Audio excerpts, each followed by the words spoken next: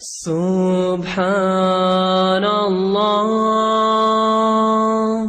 والحمد لله ولا إله إلا الله سبحان الله والحمد لله ولا إله إلا الله سبحان الله والحمد لله ولا إله إلا الله سبحان الله والحمد لله ولا إله إلا الله. All thanks are due to Him, the Lord of all the worlds. All praise is due to Him, for the mercy He gives us all. Subhanallah walhamdulillah wa la ilaha illallah. Subhanallah walhamdulillah wa la ilaha illallah. Subhanallah walhamdulillah wa la ilaha illallah. Subhanallah walhamdulillah wa la ilaha illallah. اللہ کا کلام پڑھایا رسول نے، اصحاب باصفا کو لکھایا رسول نے. اللہ کا کلام پڑھایا رسول نے، اصحاب باصفا کو لکھایا رسول نے. قرآن کے حرف حرف کی تقسیم ہو گئی، تمثیل ہر عمل کو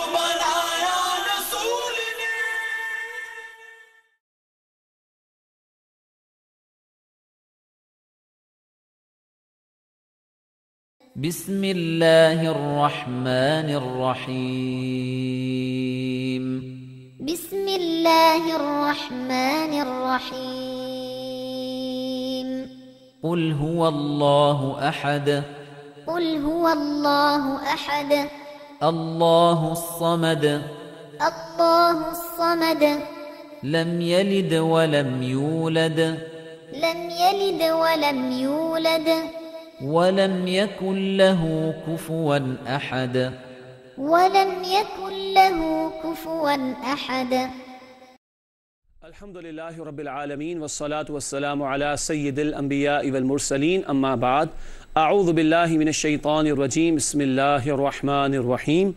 وإذا طلقتم النساء فبلغن أجلهن فلا تعضلوهن أن ينكحن أزواجهن إذا تراضوا بينهم بالمعروف. صدق اللہ العظیم. اللہم صلی علی محمد وعلی آل محمد وبارک وسلم. رب اشرح لی صدری ویسر لی امری واحلل عقدۃ من لسانی یفقہوا قولی واجعل لی وزیرا من اہلی آمین یا رب العالمین. ناظرین کرام، السلام علیکم ورحمۃ اللہ وبرکاتہ. پروگرام بصیرت القرآن میں خوش آمدید. آج پروگرام نمبر 63، پروگرام نمبر 63 آپ کی خدمت میں پیش کر رہے ہیں الحمدللہ. اور آج ہم مطالعہ کریں گے سورۃ البقرہ آیات 232 تا 234 کا. قاری سلمان صاحب نے ان آیات کی تلاوت کے ذریعے پروگرام کا باقاعدہ آغاز بھی فرما دیا ہے، اور ہمیشہ کی طرح ہمارے نوجوان ساتھی بھی اس وقت اسٹوڈیوز میں ہمارے ساتھ موجود ہیں. کراچی کی معروف یونیورسٹیز میں پڑھ بھی رہے ہیں اور قرآن اکیڈمی سے بھی تعلق رکھتے ہیں. السلام علیکم ورحمۃ اللہ وبرکاتہ. وعلیکم السلام ورحمۃ اللہ وبرکاتہ. خیریت سے آپ لوگ؟ ماشاءاللہ الحمدللہ. آئیے ناظرین کرام، سب سے پہلے ہم سب کی یاد دہانی، ترغیب اور موٹیویشن کے لیے ایک مبارک فرمان نبی پاک صلی اللہ علیہ وسلم کا. آئیے قرآن سیکھیں. فرمان نبوی صلی اللہ علیہ وسلم: جس نے قرآن کریم پر عمل کیا اس کا اجر محفوظ ہو گیا. جامع ترمذی کی روایت ہے. بندہ جو عمل کرے اللہ کے کلام کے مطابق اس کا اجر اللہ کے ہاں محفوظ ہوگا، چاہے دنیا میں نتیجہ نظر آئے یا نہ آئے، اللہ کے ہاں اس کا اجر محفوظ ہوگا. اللہ ہم سب کو قرآن حکیم مزید سیکھنے کی، سمجھنے کی اور اس کے تقاضوں پر عمل کرنے کی توفیق عطا فرمائے. ناظرین کرام، آگے بڑھتے ہیں اور آج کی زیر مطالعہ آیات کا ترجمہ سمجھتے ہیں. سورۃ البقرہ آیات 232 تا 234 کا ترجمہ پیش خدمت ہے. ارشاد ہوا: اور جب تم طلاق دو عورتوں کو پھر وہ پوری کر چکیں اپنی عدت تو انہیں مت روکو کہ وہ پھر سے نکاح کر لیں اپنے شوہروں سے، جبکہ وہ دونوں باہم بھلے طریقے پر راضی ہوں.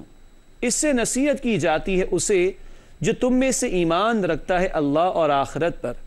یہی تمہارے لیے بہت پاکیزہ اور نہایت ستھری بات ہے، اور اللہ جانتا ہے اور تم نہیں جانتے۔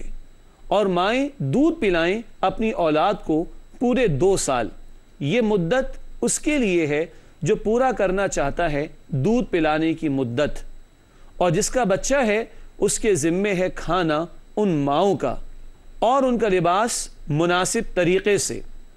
تکلیف نہیں دی جاتی کسی شخص کو مگر اس کی حیثیت کے مطابق، نہ نقصان پہنچایا جائے ماں کو اس کے بچے کی وجہ سے، اور نہ ہی نقصان پہنچایا جائے باپ کو اس کے بچے کی وجہ سے، اور وارث پر بھی اسی طرح کی ذمہ داری ہے۔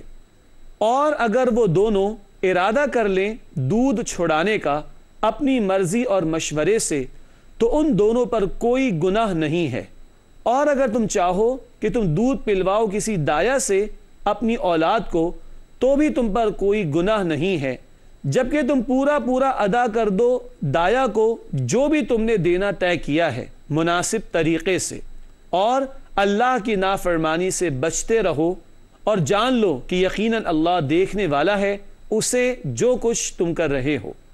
اور جو لوگ فوت ہو جائیں تم میں سے اور چھوڑ جائیں بیویاں، تو چاہیے کہ وہ عدت میں رکھیں اپنے آپ کو 4 مہینے اور 10 دن، بس جب وہ پوری کر لیں اپنی عدت کی مدت کو تو تم پر کوئی گناہ نہیں ہے کہ وہ جو بھی کریں اپنے حق میں بھلے طریقے پر، اور اللہ باخبر ہے اس سے جو کچھ تم کر رہے ہو۔ ناظرین کرام، یہ ترجمہ سورۃ البقرہ آیات 232 سے 234 کا۔ آئیے اپنی ترتیب کے مطابق آگے چلتے ہیں اور سب سے پہلے ربط آیات کو سمجھتے ہیں۔ ربط آیات کے ذیل میں لکھا ہے، گزشتہ آیات میں خلا اور طلاق مغلظ کا بیان تھا، اب طلاق بائن، رضاعت اور بیوہ کی عدت کا بیان ہے۔ پچھلی مرتبہ ہم نے خلا کا بیان سمجھا تھا، طلاق مغلظ کا بیان تھا، حلالہ کا بیان بھی تھا، اب طلاق بائن سمجھیں گے انشاءاللہ تعالی، رضاعت اور بیوہ کی عدت کا بیان ہے۔ ناظرین کرام، ربط آیات کے بعد چلتے ہیں تعارف کی طرف، جن موضوعات پر آج گفتگو ہوگی آئیے ان کو سمجھتے ہیں۔ سب سے پہلے طلاق بائن کا تذکرہ۔ یہ کب ہوتا ہے معاملہ؟ طلاق دے دی اور عدت گزر گئی اور رجوع نہ ہوا، تو 1 طلاق اور 2 طلاق کی حد تک اگر عدت کی مدت گزر گئی اور رجوع نہ ہوا تو یہ طلاق بائن ہوتی ہے۔ کیا ہوتی ہے؟ طلاق بائن۔ نکاح کر لیں تو وہ شوہر و بیوی ایک دوسرے سے تعلق قائم کر سکتے ہیں، لیکن 1 اور 2 طلاق کی حد تک عدت کی مدت گزر گئی، رجوع نہ ہوا تو اب نکاح دوبارہ کرنا ہوگا۔ ایسی طلاق کو کیا کہتے ہیں؟ طلاق بائن۔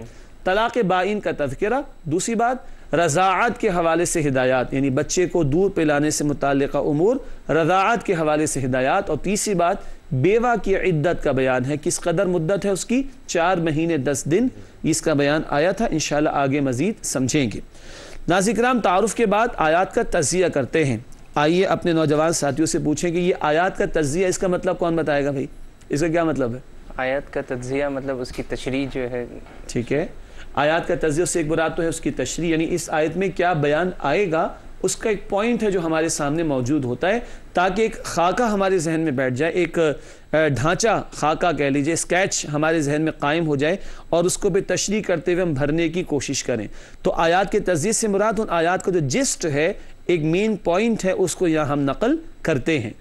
آیات 232 سے 234 کا تجزیہ کر رہے ہیں۔ سب سے پہلے آیت نمبر 232 ہے، 1 یا 2 طلاقوں کی صورت میں عدت کے بعد متعلقہ زوجین کے نکاح کی اجازت کا بیان۔ عدت کے بعد نکاح کا بیان ہے، طلاق بائن اسی کو کہتے ہیں، جیسے تھوڑی دیر پہلے عرض کیا گیا تھا۔ ریپیٹ اس لیے کر رہا ہوں کہ آپ کو اچھی طرح یاد ہو جائے اور سوال مزید کرنے کی ضرورت پیش نہ آئے۔ جی، آیت نمبر 233، مدت رضاعت اور فریقین کی ذمہ داریوں کا بیان۔ طلاق تو ہو گئی ہے لیکن بچہ دنیا میں وجود میں آ چکا ہے تو اس کو ظلم نہ کیا جائے، اس کو نقصان نہ کیا جائے، نہ ماں نہ باپ بلکہ بچے کے حقوق کا لحاظ رکھا جائے۔ آج جو آخری آیت ہم پڑھیں گے وہ ہے البقرہ آیت نمبر 234، بیوہ کی عدت کی مدت 4 ماہ 10 دن ہے۔ بیوہ کی عدت کی مدت 4 ماہ 10 دن ہے۔ ناظرین کرام، آپ کو یاد ہوگا کہ طلاق یافتہ عورت کی عدت کی مدت کتنی تھی؟ 3 حیض، یاد ہے؟ طلاق یافتہ عورت کی جو عدت کی مدت ہے وہ 3 حیض۔ یہاں بیوہ کی عدت کی مدت کا بیان وہ کتنی ہے؟ 4 مہینے 10 دن۔ الحمدللہ آج کی زیر مطالعہ آیات کا ترجمہ، ربط آیات، تعارف اور آیات کا تجزیہ مکمل ہوا۔ آگے بڑھتے ہیں اور ایک ایک آیت پر گفتگو کا آغاز کرتے ہیں۔ سب سے پہلے البقرہ آیت نمبر 232 ہے۔ رب العالمین نے ارشاد فرمایا وَإِذَا طَلَّقْتُمُ النِّسَاءَ فَبَلَغْنَ أَجَلَهُنَّ فَلَا تَعْضُلُوهُنَّ أَن يَنكِحْنَ أَزْوَاجَهُنَّ إِذَا تَرَاضَوْا بَيْنَهُم بِالْمَعْرُوفِ ذَلِكَ يُوعَظُ بِهِ مَنْ كَانَ مِنكُمْ يُؤْمِنُ بِاللَّهِ وَالْيَوْمِ الْآخِرِ ذَلِكُمْ أَزْكَىٰ لَكُمْ وَأَطْهَرُ وَاللَّهُ يَعْلَمُ وَأَنْتُمْ لَا تَعْلَمُونَ۔ سورۃ البقرہ آیت نمبر 232 ہے۔ آئیے اس کا ترجمہ سمجھنے کی کوشش کرتے ہیں۔ ارشاد ہوا اور جب تم طلاق دو عورتوں کو پھر وہ پوری کر چکے اپنی عدت تو انہیں مت روکو کہ وہ پھر سے نکاح کر لیں اپنے شوہروں سے جبکہ وہ دونوں باہم بھلے طریقے پر راضی ہوں۔ اس سے نصیحت کی جاتی ہے اسے جو تم میں سے ایمان رکھتا ہے اللہ اور آخرت پر، یہی تمہارے لیے بہت پاکیزہ اور نہایت ستھری بات ہے اور اللہ جانتا ہے اور تم نہیں جانتے۔ ناظرین کرام، یہ ہے ترجمہ سورۃ البقرہ آیت نمبر 232 کا۔ اب آئیے اس کی تشریح کی طرف چلتے ہیں۔ تشریح میں پہلی بات درج کی گئی ہے طلاق بائن کا پھر سے ذکر آ رہا ہے۔ ایک یا دو طلاق کی حد تک اگر عدت میں رجوع نہ کیا جائے تو اسے طلاق بائن کہتے ہیں۔ کیا کہتے ہیں؟ طلاق بائن۔ اچھا ایک سوال کر لوں، اگر عدت کے اندر رجوع کر لیں تو ایسی طلاق کو کیا کہتے ہیں؟ طلاق رجعی۔ ماشاءاللہ، عدت کے اندر رجوع 1 اور 2 کی حد تک، ہاں تو طلاق رجعی، اور 1 اور 2 کی حد تک عدت گزر گئی تو اب طلاق بائن ہو گئی۔ اب کیا ہوگا؟ آگے لکھا ہے طلاق بائن کی صورت میں دوبارہ نکاح کر کے تعلق قائم کیا جا سکتا ہے۔ بات واضح ہے؟ تو طلاق بائن کا معاملہ آئے گا تو نکاح دوبارہ کرنا پڑے گا، مگر میکسیمم 2 کی حد تک۔ اچھا ایک اور سوال، اگر 3 طلاقیں دے دیں تو اس طلاق کو کیا کہتے ہیں؟ مغلظ۔ ماشاءاللہ، طلاق مغلظ، اس میں معاملہ ختم ہو جاتا ہے۔ جی آگے چلتے ہیں۔ ایسی صورت میں عورت کے رشتہ داروں کو اس نکاح سے روکنے کی ممانعت کی گئی ہے۔ کس نکاح سے؟ بائن ہو گئی، لیکن شوہر اور بیوی رجوع کرنا چاہتے ہیں تو بیوی کے رشتہ داروں کو کہا جا رہا ہے کہ اس کو روکے نہیں۔ باپ کہ نہیں میں یہ نہیں ہونے دوں گا، بھائی کا ہے بیوی کا کہ یہ ہو ہی نہیں سکتا، ہماری تو ناک کٹ گئی۔ نہیں، اگر وہ دونوں پیچ اپ کرنا چاہیں، وہ دونوں رجوع کرنا چاہیں تو روکنے سے منع کیا گیا۔ تم نہ روکو بلکہ ان کو ملاپ کرنے دو۔ ایک اور مفہوم بھی اس کا ہو سکتا ہے۔ ناظرین یہاں رک کر ایک بات عرض کر دوں، قرآن حکیم جو الفاظ استعمال کرتا ہے، ایک تو قرآن کی زبان اور وہ عربی زبان، پھر اللہ کا کلام، تو اس سے بڑی وسعتیں ہوا کرتی ہیں۔ وہ جو آپ نے کبھی سنا ہوگا کہ کبھی کبھی ایک سے زیادہ ترجمے ممکن ہوتے ہیں، تو جب ایک سے زیادہ ترجمے ممکن ہوں گے تو ایک سے زیادہ تفسیریں بھی ممکن ہوں گی۔ آج اس کی ایک مثال، اگر گرامر کی وسعت ہے، عربی کی گرامر کی وسعت ہے، عربی زبان کی بہت وسعت ہے، تو گرامیٹیکلی یا ادروائز ترجمے ایک سے زائد ہو سکتے ہیں، تو تفسیریں بھی ایک سے زائد ہو سکتی ہیں اور اپنی اپنی جگہ بالکل درست ہوں گی۔ آج اس کی بڑی پیاری مثال ہے جو ہمارے سامنے آ رہی ہے، آئیے اسے سمجھتے ہیں۔ نیز ایک مطلب یہ بھی ہے کہ عدت کے بعد اگر عورت کہیں اور نکاح کرنا چاہے تو سابقہ شوہر رکاوٹ نہ ڈالے۔ پہلی بات کیا تھی؟ شوہر بیوی دونوں راضی ہیں تو بیوی کے بھائی، والد، دیگر گھر والے مت روکیں، اور اب بیوی ادھر نہیں آنا چاہتی، کہیں اور نکاح کرنا چاہتی ہے تو سابقہ شوہر کوئی بد کلامی نہ کرے، کوئی غلط بات نہ کرے۔ یہ عورت اب کہیں اور نکاح کرنا چاہے تو آزاد ہے، اس کا نکاح کہیں اور ہو سکتا ہے، تو سابقہ شوہر اس نکاح میں جو یہ عورت کسی اور جگہ کر رہی ہے اس میں رکاوٹ نہ ڈالے۔ سمجھ آ رہی ہے بات؟ تو دونوں طرف کے اعتبار سے ترجمہ بھی ممکن اور دونوں طرف کے اعتبار سے تشریح و تفسیر بھی ممکن، اور دونوں باتیں اپنی اپنی جگہ ضروری ہیں اور دونوں کا مفہوم اپنی جگہ بالکل واضح بھی ہے۔ تو ناظرین کرام، یہ ایک بڑی اہم مثال اور سادہ انداز میں کہ ترجمہ بھی ممکن ہوتا ہے ایک سے زائد اور تفسیر بھی ایک سے زائد ممکن ہوتی ہے ایک ہی آیت کی۔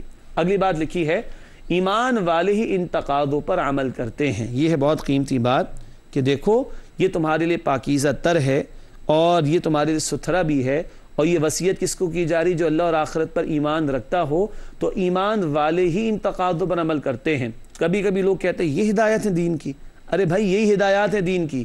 طلاق سے متعلقہ پچھلے پروگرام سے بات ہوئی، ابھی ہو رہی ہے، اگلے پروگرام میں بھی کچھ بات ہوگی اور آئندہ بھی مزید بات ہوگی انشاءاللہ تعالی۔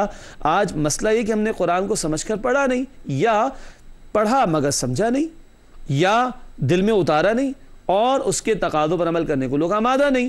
تو جو ایمان والے ہوں گے وہ پڑھیں گے بھی، سمجھیں گے بھی، یقین بھی کریں گے اور عمل بھی کریں گے، تو یہ معاشرہ ایک بہتر مقام ہوگا ہم سب کے لیے رہنے کے اعتبار سے. اللہ مجھے اور آپ کو ہم سب کو سیکھنے، سمجھنے، عمل کرنے کی مزید توفیق عطا فرمائے. آمین. ناظرین کرام آگے چلتے ہیں. البقرہ آیت نمبر 232 کا مطالعہ مکمل ہوا. چلتے ہیں البقرہ آیت نمبر 233.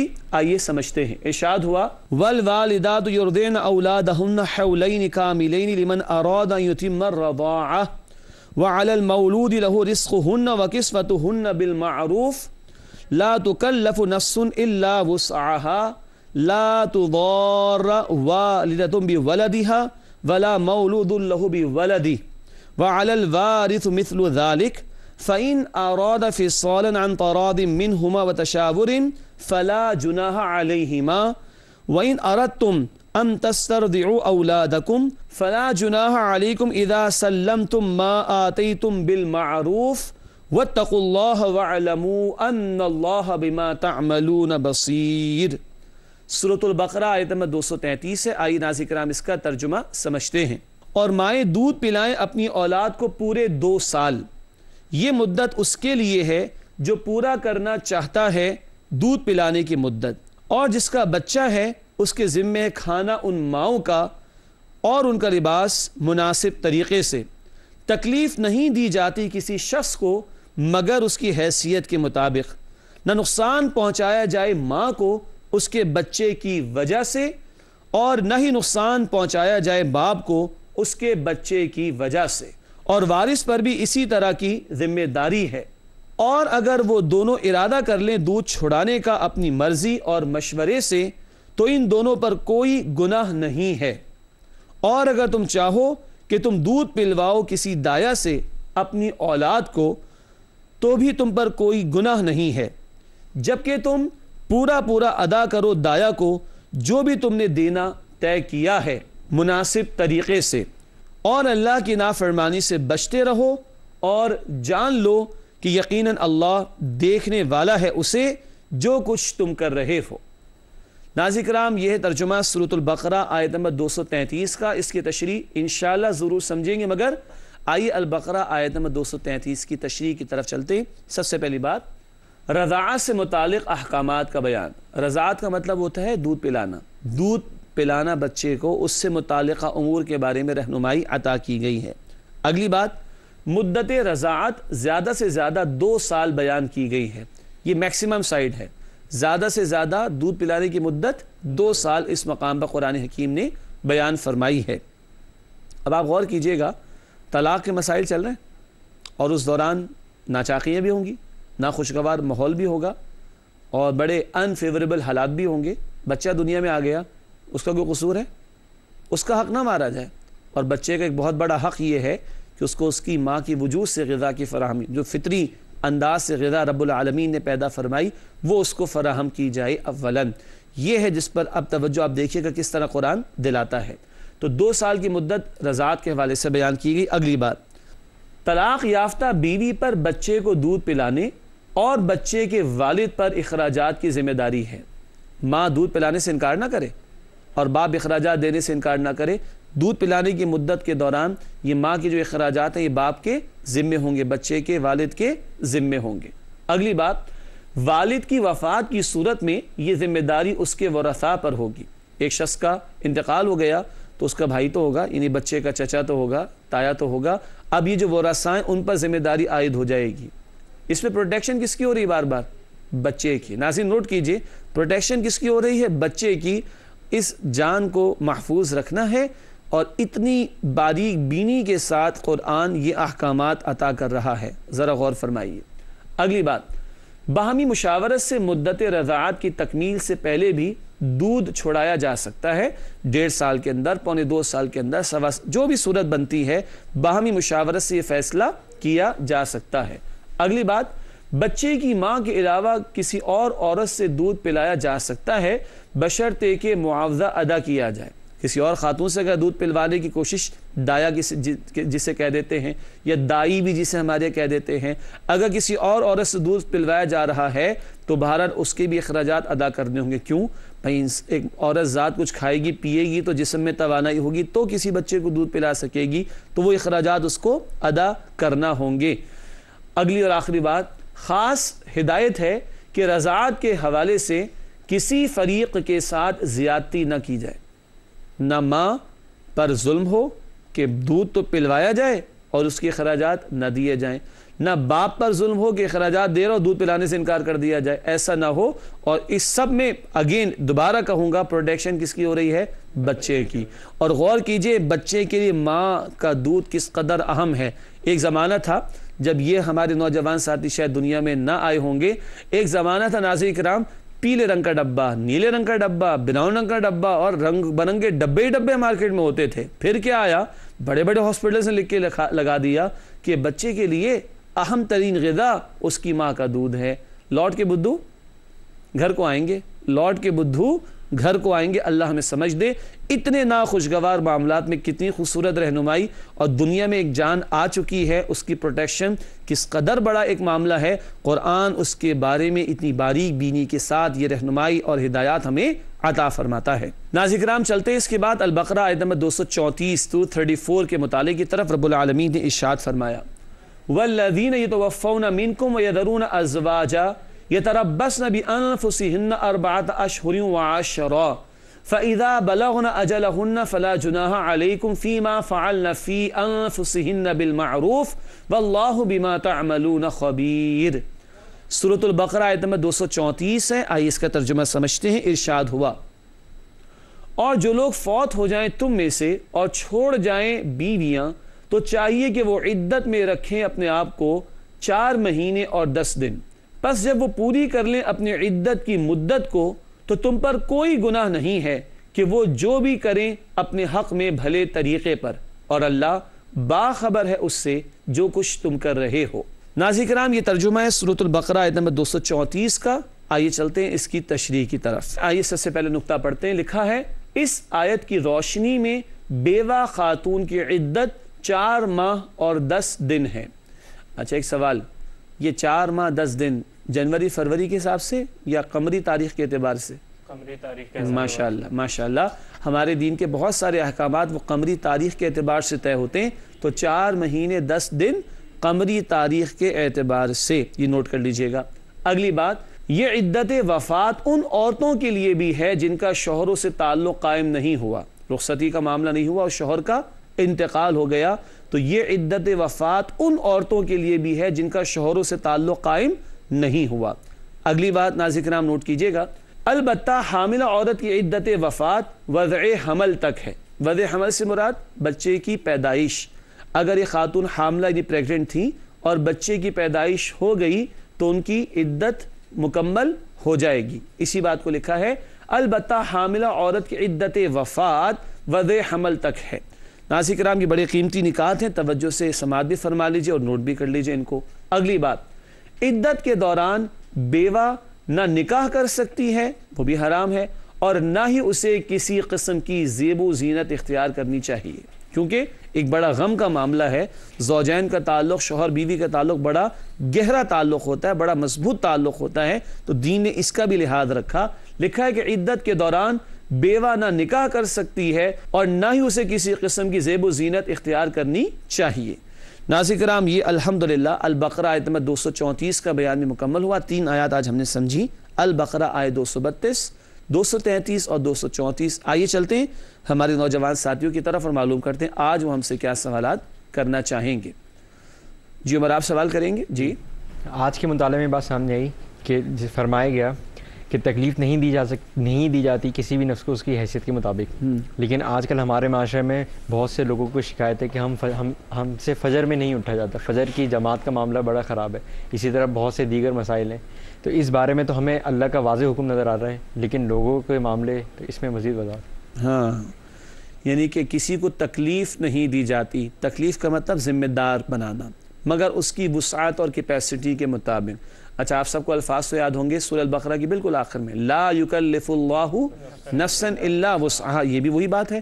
اللہ کسی نفس کو, کسی جان کو اتنا ہی مکلف اکاؤنٹیبل ذمہ دار ٹھہراتا ہے جتنی اس کی کیپیسٹی ہو, جتنی اس کی وسعت ہو. بہت قیمتی سوال آیا. اب لوگ کہتے ہیں کیا کریں جی, فجر تو ہم ادا کر ہی نہیں سکتے, یہ تو ممکن ہے ہی نہیں, بڑے بڑے شہروں کی بڑی بڑی باتیں ہوتی ہیں, یہ تو ممکن ہی نہیں. ہماری اب کچھ کہیں گے نماز ہی ممکن نہیں, ہم تو 2 ہی رکعت ہی ادا کر سکتے جمعے کی. تو کیا کہنا چاہ رہے ہیں لوگ؟ بہت سخت بات عرض کر رہا ہوں. کہ اللہ کو معلوم نہیں ہے کہ بندے کی کیپیسٹی کتنی؟ کہ اللہ کو معلوم نہیں ہے کہ بندے میں کتنی وسعت ہے؟ ہاں غلطی ہو جائے آدمی اعتراف کر لے, کوتاہی ہو جائے بندہ معافی مانگ لے, لیکن یہ کہے کہ یہ تو ہو ہی نہیں سکتا. تو کیا کہنا چاہ رہے ہیں ہم؟ اللہ کہہ رہا ہے کہ میں اتنی ذمہ داری ڈالتا ہوں جتنی بندے کی وسعت ہو. تو یہ تو اللہ کی اس بات کی خلاف بات ہو جائے گی نا, اور جب اللہ کے خلاف کوئی کھڑا ہو جائے تو کس قدر برا انجام ہوگا. اللہ تعالیٰ اس سے ہم سب کی حفاظت فرمائے. جی طلحہ آپ سوال کریں گے کچھ؟ بیوہ عورت یعنی جس عورت کے شوہر کا انتقال ہو جائے, اس کی کفالت کس کی ذمہ داری؟ کیا اسلامی ریاست کی ذمہ داری ہے کہ اس کی کفالت کرے؟ ماشاءاللہ, بڑا قیمتی سوال ہے. ایک بیوہ عورت کی کفالت کی ذمہ داری کس پر ہے؟ پہلے تو حدیث سن لیجئے. نبی اکرم صلی اللہ علیہ وسلم نے فرمایا, بخاری کی روایت ہے, جو کسی بیوہ کی مدد میں لگا ہے یا کسی یتیم کی مدد میں لگا ہے اور بھاگ دوڑ کر رہا ہے, وہ اللہ کی راہ میں ہی شمار ہوگا. وہ کوئی اللہ کی راہ میں نکلا ہوا ہے. اللہ اکبر. پہلی بات تو یہ کفالت کی اہمیت آ گئی. ہاں اگر ایک بیوہ خاتون ہے اور اس کے بیٹے ہیں اور وہ کمانے کے قابل ہیں تو ذمہ داری کس پر آ جائے گی؟ بیٹوں پر آ جائے گی.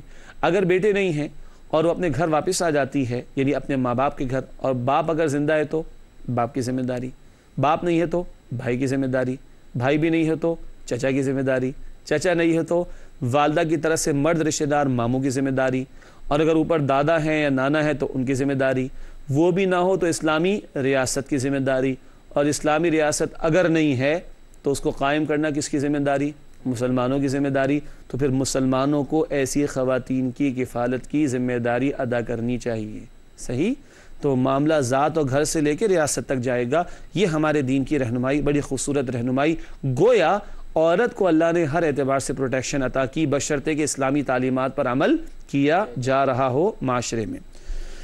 جی ایاز آپ کا سوال. جی آیت 232 میں ذکر آیا کہ انہیں مت روکو کہ پھر سے نکاح کر لیں, لیکن عام طور پر جب کوئی طلاق یافتہ ہے بیوہ عورت دوبارہ نکاح کے لیے جاتی ہے تو ہمارا معاشرہ اس کو اچھی نکاح سے نہیں دیکھتا. تو ہمارا دین اس بارے میں کیا کہتا ہے؟ ہاں یہ بڑا قیمتی سوال ہے. یہ ہم اور ہمارا معاشرہ, یہ اسلام کی تعلیم نہیں ہے. اللہ کے نبی صلی اللہ علیہ وسلم نے بیواؤں سے نکاح کی نا, کئی بیواؤں سے نکاح کی. اماں خدیجہ رضی اللہ تعالی عنہ سے پہلا نکاح کیا, وہ خود بیوہ تھی. اللہ اکبر. تو کوئی کہے کہ بیواؤں کا نکاح کرنا اور اس کو مایوس سمجھنا, تو اللہ کے نبی صلی اللہ علیہ وسلم کی زندگی کو دیکھے. ہم کیا کر رہے ہیں آج؟ دین کی واضح تعلیمات کے مقابلے میں ہم کچھ اور باتوں کا اظہار کریں. اپنے ایمان کی خیر ہی منانی چاہیے. ناظرین کرام, سوالات اور ان کے جوابات مکمل ہوئے. چلتے ہیں آگے اور پروگرام کے آخری لمحات اور آخر میں مختصر سے سیگمنٹ. سب سے پہلے قرآنی معلومات کے حوالے سے بڑا دلچسپ نقطہ آج کا بھی. قرآن کریم کا سب سے پہلا ترجمہ فارسی زبان میں ہوا. قرآن کریم کا سب سے پہلا ترجمہ فارسی زبان میں ہوا. ہماری کون سی ہے؟ اردو. اس کے بارے میں انشاءاللہ امید ہے کہ اگلے پروگرام میں ایک بات کریں گے آپ کے سامنے. لیکن قرآن کریم کا سب سے پہلا ترجمہ فارسی زبان میں ہوا تھا. آگے بڑھتے ہیں اور حاصل مطالعہ کی طرف چلتے ہیں. چند نکات جو آج ہم نے سمجھے, آئیے ان کو دوہرا لیں. پہلی بات, طلاق بائن کی صورت میں نکاح کر کے متعلقہ زوجین تعلق قائم کر سکتے ہیں. ایک طلاق ہو گئی, عدت گزر گئی, 2 طلاق ہو گئی, عدت گزر گئی. یہ طلاق کون سی کہلائے گی؟ اب طلاق بائن. اور دوبارہ رجوع کے لیے کیا کرنا پڑے گا؟ نکاح کرنا پڑے گا. تو رجعی کلیئر ہو گئی, عدت کی مدت کے اندر اندر رجعی, عدت گزر گئی, بائن, اور بائن سے دوبارہ لوٹنے کے لیے نکاح کرنا ہوگا. لیکن میکسیمم 2 تک رجوع ہے, 2 تک بائن ہے. 3 ہو گئی تو کون سی ہو جائے گی؟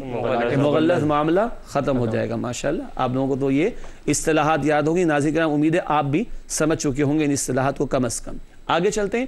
رضاعت کے حوالے سے ہدایات اور متعلقہ زوجین کی ذمہ داریاں اور پروٹیکشن کس کی گئی ہے؟ بار بار بچے کی. جو جان دنیا میں آ گئی اس کی حفاظت مطلوب ہے. اور تیسری اور اہم آخری بات تھی آج جو ہم نے سمجھی, بیوہ کی عدت 4 ماہ 10 دن. کون سے مہینوں کے اعتبار سے؟ قمری مہینوں کے اعتبار سے. ماشاءاللہ. ناظرین کرام, چلتے ہیں جائزہ لینے کی طرف. آج کا جائزہ بھی کچھ پچھلے پروگرام کی طرح ملتا جلتا ہے. کیوں؟ مضامین ایک ہی دہرائے جا رہے ہیں تو جائزہ بھی ایک ہی طرح کا سامنے رکھنے کی کوشش کی جا رہی ہے. پہلی بات, کیا ہم ازدواجی زندگی کے بارے میں شرعی مسائل کا علم سیکھتے اور اس پر عمل کرتے ہیں؟ وہی بات, دکان کھولیں گے تو علم ہوگا نا. جاب کریں گے تو علم ہوگا, نکاح کر رہے ہیں تو علم ہونا چاہیے, کیا ڈوز ہیں کیا ڈونٹس ہیں, کیا کرنا ہے کیا نہیں کرنا, علم ہوگا تو پھر عمل بھی ہوگا. اگلی بات, کیا ہمیں یقین ہے کہ ازدواجی زندگی کے بارے میں ہم سے روز قیامت سوال ہوگا؟ شوہر کو بھی جواب دینا ہے, بیوی کو بھی جواب دینا ہے. کیا ہم یاد رکھتے ہیں؟ دیکھ لیجئے, کبھی بیوی چلا اٹھتی ہے کہ کوئی بھی تو نہیں دیکھ رہا, آج میں شوہر پہ چلا اٹھوں, اللہ تو دیکھ رہا ہے. اور کبھی شوہر ہاتھ اٹھا لے بدبخت کہ میں شوہر میں بڑا ہوں, تو اللہ سب سے بڑا وہ اللہ دیکھ رہا ہے. کیا ہمیں یقین ہے کل سوال ہوگا؟ ہم سب غور کریں اور اللہ مجھے اور آپ کو ہم سب کو عمل کرنے کی توفیق عطا فرمائے. آمین. آخری 2 باتیں. گزشتہ سوال کا جواب. گزشتہ سوال ہم نے آپ کے سامنے رکھا, ایمان کے تقاضوں پر قائم رہنے والے والدین اور اولاد کو اللہ تعالی جنت میں جمع فرما دے گا, جنتی فیملی. یہ بات کس صورت میں بیان کی گئی ہے؟ 26 اور 27 پارے کا ذکر کیا گیا تھا. امید ہے 27 تک پہنچتے پہنچتے مل گیا ہوگا آپ کو. 27واں پارہ سورۃ الطور آیت نمبر 21. سورۃ الطور آیت 21 میں فرمایا جو ایمان لائے اور ان کی اولادوں نے ایمان میں ان کی پیروی کی, ہم ان کی اولادوں کو ان کے ساتھ ملا دیں گے اور ان کے عمل میں کچھ کمی نہیں کریں گے. گویا جنت کے درجات تو بہت سارے ہوں گے, کوئی اوپر کوئی نیچے ہوگا, اللہ نیچے والوں کو اوپر لے جا کر جمع فرما دے گا. ناظرین, کیا جنت کے گھر کی آپ کو مجھے فکر ہے؟ دنیا کا گھر بناتے ہیں, پیسہ جمع کرتے ہیں. جنت میں گھر بنانا ایمان جمع کرنا ہوگا اور ایمان کے تقاضوں پر عمل کرنا ہوگا. اللہ ہم سب کو اس کی توفیق عطا فرمائے. آج کا سوال نوٹ کر لیجئے. آج کا سوال, مرد عورتوں پر قوام ہیں, یہ بات کس صورت میں بیان کی گئی ہے؟ مرد عورتوں پر قوام ہیں, یہ بات کس صورت میں بیان کی گئی ہے؟ اشارہ چلیں کر دیتے ہیں ہنٹ کے طور پر. سورہ نساء کی پہلی 100 آیات, ان میں کہیں آپ کو مل جائے گا اس سوال کا جواب جو پیش کریں گے ہم انشاءاللہ اگلے پروگرام میں. ناظرین کرام, اسی کے ساتھ ہمارے پروگرام کا وقت مکمل ہوتا ہے. آپ تمام ساتھیوں کا بہت شکریہ. جزاکم اللہ خیرا کثیرا. وآخر دعوانا ان الحمدللہ رب العالمین والسلام علیکم ورحمۃ اللہ وبرکاتہ.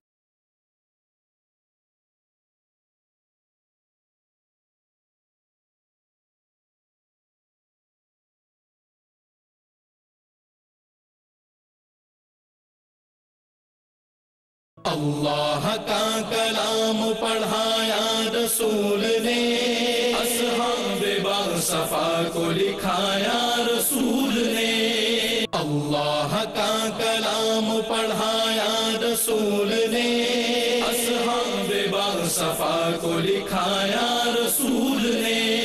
قرآن کے حرف حرف کی تقسیم ہو گئی, تمثیل ہر عمل کو بنایا رسول نے.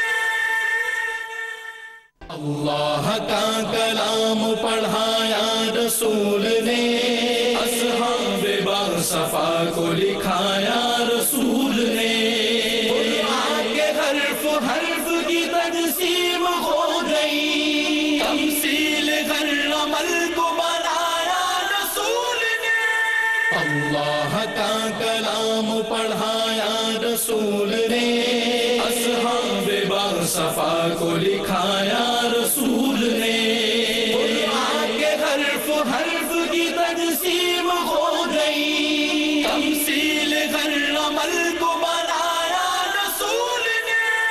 اللہ کا کلام پڑھا یا رسول